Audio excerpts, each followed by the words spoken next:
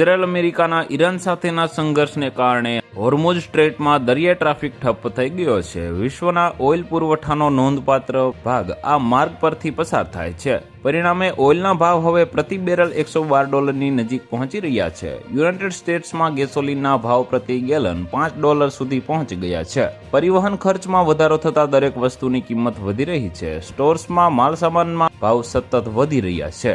ખાદ્ય સુરક્ષા પણ જોખમમાં છે, કારણ કે ખાદ્ય ઉત્પાદન માટે જરૂરી ખતરો પણ હોર્મુઝ સ્ટ્રેટ દ્વારા આયાત કરવામાં આવે છે. જો ખેડૂતોને ઇનપુટ માટે વધુ પૈસા આપવા પડે તો ખોરાકનો ખર્ચ પણ અનિવાર્યપણે વધશે. હવાઈ મુસાફરી તમારા માટે વધુ મોંઘી બનશે અને સરકારો નાગરિકોને બિન આવશ્યક મુસાફરી ઘટાડવાની સલાહ આપી છે.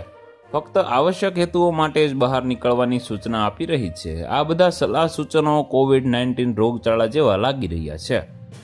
તો વધુ માહિતી મેળવવા માટે ચેનલ સાથે જોડાયેલા રહો. વિડીયો પસંદ આવે તો લાઈક કરી દેજો. ચેનલમાં નવા છો તો સબસ્ક્રાઇબ કરી દેજો.